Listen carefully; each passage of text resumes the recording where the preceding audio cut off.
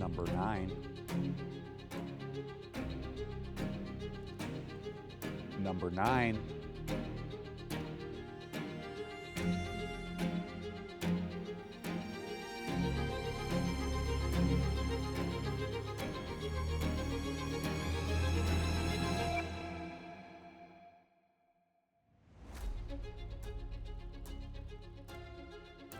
One, two, three, four. And so there I was, on the river. Not just any river, my river. Looking for nouns. Nouns worthy of recording in my scenario journal. Which I must admit, at times, I do use to practice air guitar. Which serves two purposes. You get better, and 2, it keeps people from intruding on your scene, so there's that.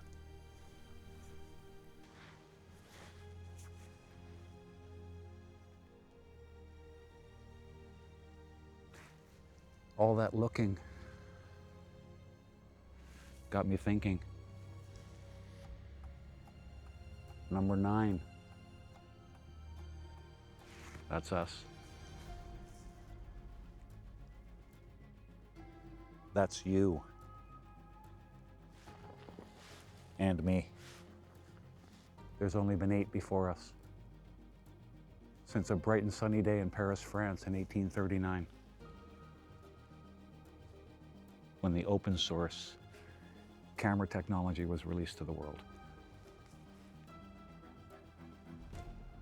Before then, it was widely believed that only the human eye and hand could accurately and faithfully reproduce a person, place, or thing, a noun.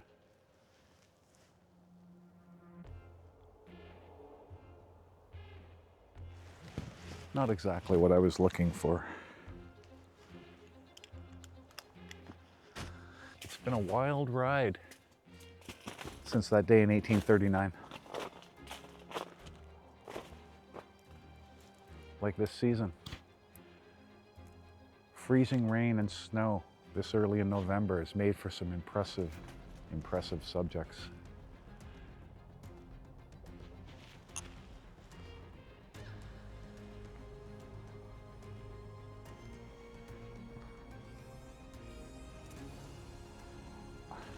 Working with gloves is always difficult. I wonder if that's a technique worth curating, which is the subject of today's episode. That wild ride and all of the intervening advances in photography since the era of nitrocellulose and mercury vapors, all the way to present day, of the exponential growth in the accepted form of digital photography today. The question we're all asking, is AI photography collectible? Is it going to be remembered? Is it going to be curated? Short answer, yes, it already is. But that doesn't mean it should become your tool of choice. You have to use it wisely, creatively, and with import. When is a photograph more than a photograph? That's something you should be asking yourself, because those are the assets that curators consider valuable, desirable, and worthy of collection and display, worthy of their time and effort to create a cohesive, continuous narrative of a specific art form or methodology within an art form. It's getting pretty cold out here right now, so I'm going to take this inside. I've been out here for hours. Let's go. I really need to warm up. Hi, what can I get for you? Hi, can I get a large 2 cream and an apple fritter, please? Anything else? That's it. Windows. Thanks. It's more than just a photograph. What exactly do I mean by that? Well, It's quite a few layers of gook on top of that. So we're gonna go home. I'm gonna use this scraper, this artifact, honest to goodness artifact I found in the river. And we're gonna use this to scrape back some of that goop. I got a lot of names, maybe a few dates, and some techniques to describe. So best done back in the studio. Let's get that way. I gotta warm up, get some caffeine into my body. All right, got my go-go juice. Oh, I can already feel my core temperature improving. And my sugary goodness. I was getting a little weak in the knees there. I always push myself a little too far in the cold and I end up regretting it. I did get some good images today. Good photographs. First snowfall, ice, frozen things. Yeah, it's gonna be good. Anyways, have a look at a few of these images while I drive home and we'll hook up. Ticks of the clock determine the value of the composition.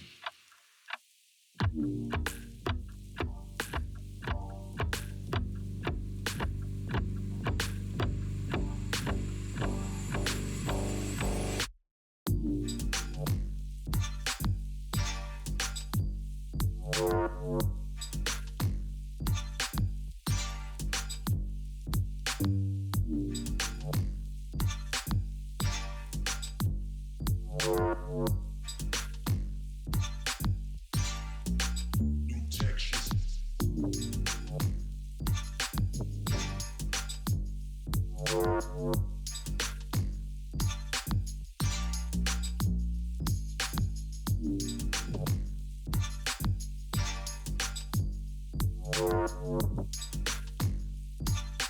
Innovative soundscapes.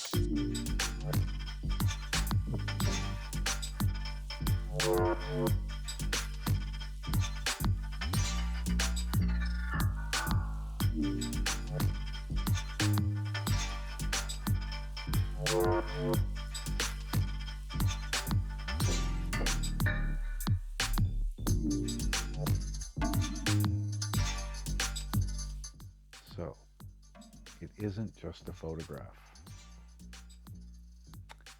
Photographs are deceptively mute. They don't say anything. It's the viewer that creates the narrative. The elements in a photograph that help the viewer create that are two things that were written about by a French philosopher named Charles Barthes. Studium and punctum. There can be many details in any given photograph. But one thing all photographs share, absolutely and without a doubt, is that they inform the receiver or the viewer that they are a witness. Pretty much every photographer figures out eventually that perceptions cause perceptions. As a result, photography is an archival art.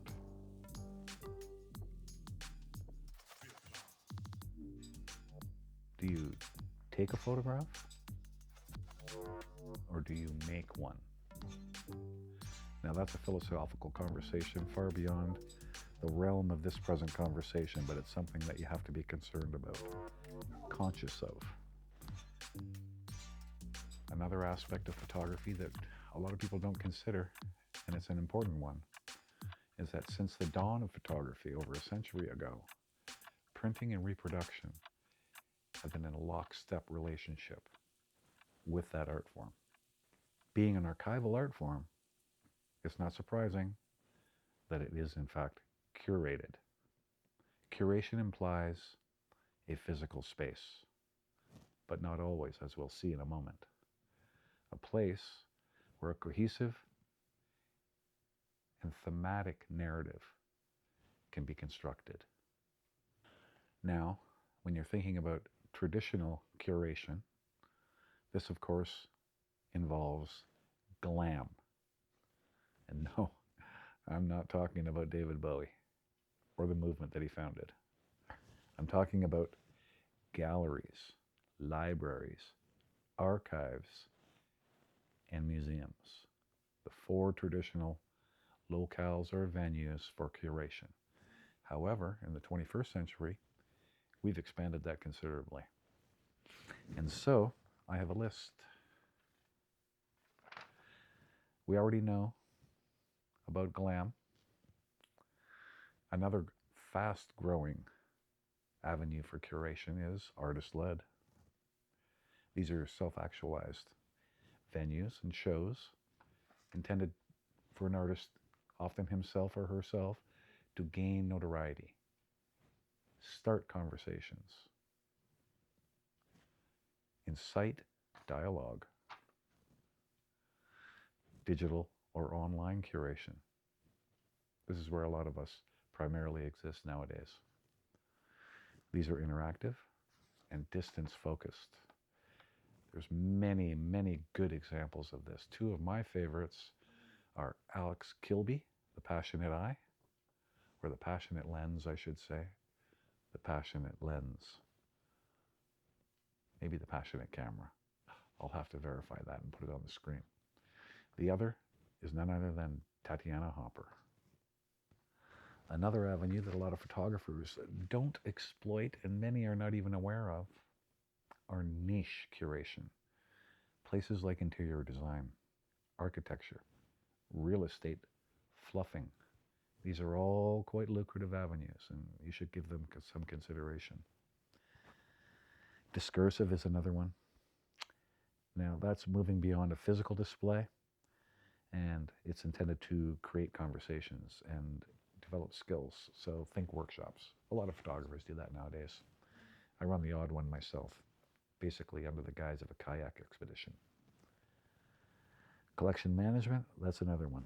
That's involved with preservation and conservation, primarily historical societies.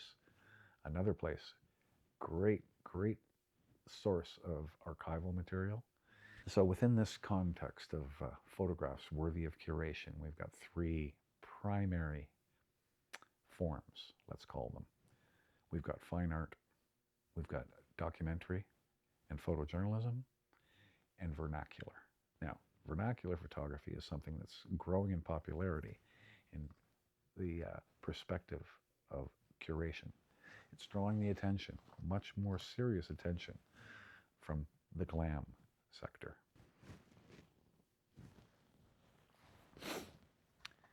Now, in there you'll recall I mentioned niche, interior design specifically. Magazines like this are lifestyle and design magazines. Perch is a very interesting magazine I've been following for a couple of years now. And while perusing this edition, which is actually an old edition, I came across this photograph, and I was intrigued. I'll put the larger version on the screen here now. That photograph has Studium and Pumpkin. Not Pumpkin. Halloween just ended. Studium and Punctum. Punctum is the jab. Studium is the context in broad terms. Let's just find it. Now that photograph was taken by a man named Carl Malcolm. He was a local photographer in my area, Stormont, Dundas, and Glengarry of Upper Canada, which is the eastern portion of Ontario, adjacent to the borders of Quebec and New York and Vermont. The 3 generations in that photo are Harry Johnston, the older man, Bud, his son, Marion, Bud's wife, and Shirley, Marion's sister, and their 2 children, and her 2 children, I should say. So 3 generations. They're standing on the King's Highway, the Settlement Road, or Old Highway 2. I know when that photograph was taken, and it was taken on July 8th,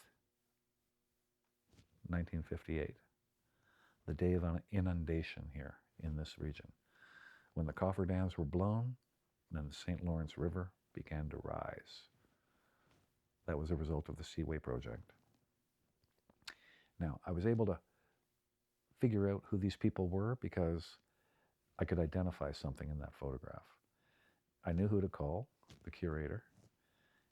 He sourced all the details in terms of who the photographer was, and I found out a lot more.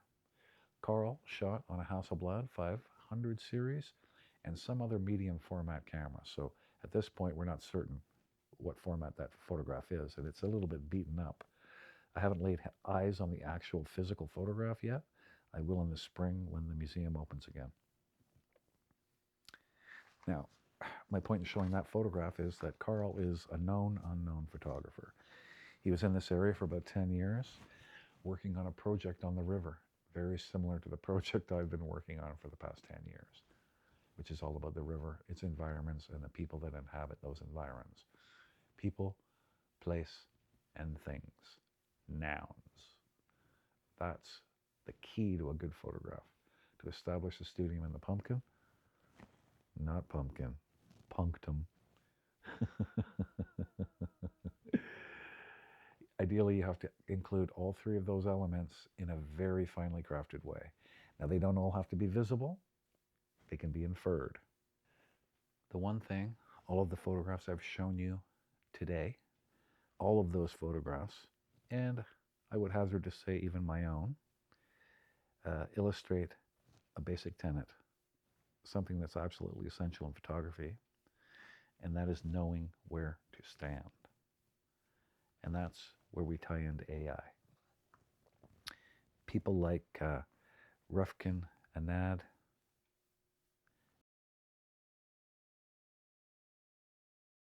Anna Ridler,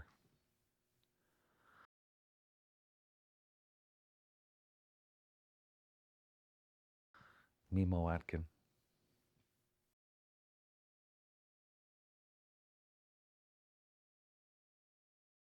Harold Conan,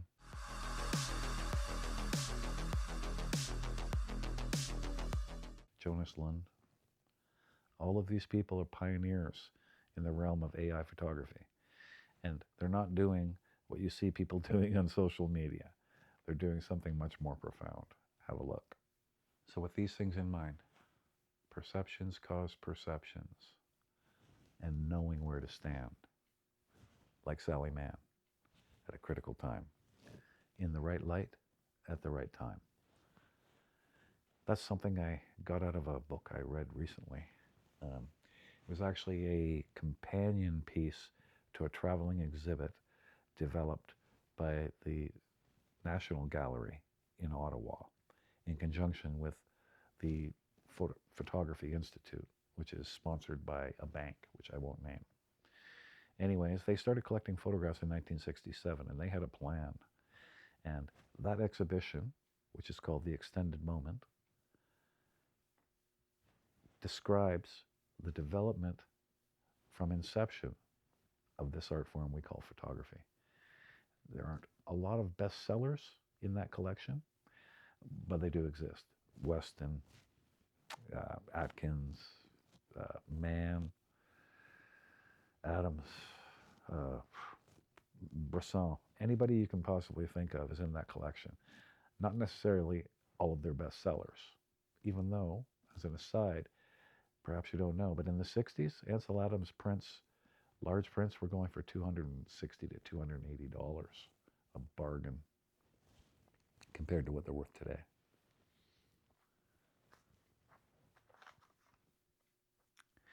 I myself have exploited many of those avenues for gaining attention, getting my name out there, generating discussion. To this point, they've included trade magazines, specifically related to interior design, especially biophilia. I have one previous library exhibit, and I am currently working on another. I, of course, include myself in one avenue of social media, and that is YouTube. I do not do all of the others.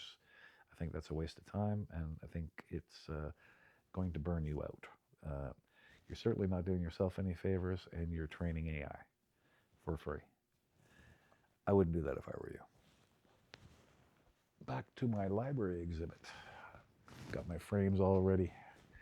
Got most of my mats. I'm figuring out really what my theme is going to be. What's going to be my narrative. So in this area, there are a lot of commuters heading towards Montreal and Ottawa. So it's not just country bumpkins like myself. We have to really think these things out thematically. What's going to sell after all? We have to pay our bills. Printing is not free. So I'll be dividing things up by gender. Thinking, of course, from an interior design perspective, women are quite fussy. I'm not going to flood that library with prints. I think maximum between 7 and 11. A unique autumn composition. Petzval.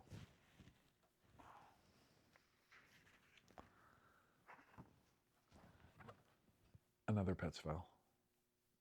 And these are my dimensions. I like to print 8 by 10 primarily, but 11 by 14, and I'll be doing some 13 by 19s as well. This is for mounting, the excess border here, for hinging. Like that. I use T-hinges to mount. On the bottom, it's to give the purchaser the option of showing the signature and the title or not. And that, of course, depends on where you cut your mat.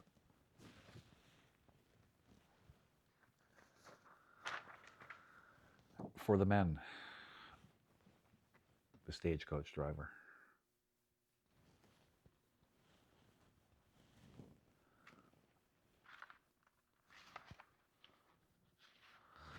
Another one for the women.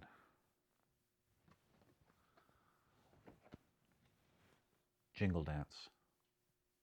That's a traditional jingle dancer from a powwow I photographed this summer. The dance where the feet never leave the ground. So rather than just photograph in a traditional manner, this is how I did it, to express the movement and the continuity.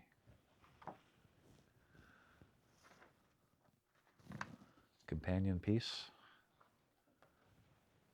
Another jingle dancer. That's all I have to show you for today. I'm still working on the theme. There will be some ice huts. A nice cerulean blue ice hut on a terrible day with sun breaking through the clouds and a whiteout commencing. Excuse me. I've developed a cold, I think. So I think on that note, I'm out of here. Until next time.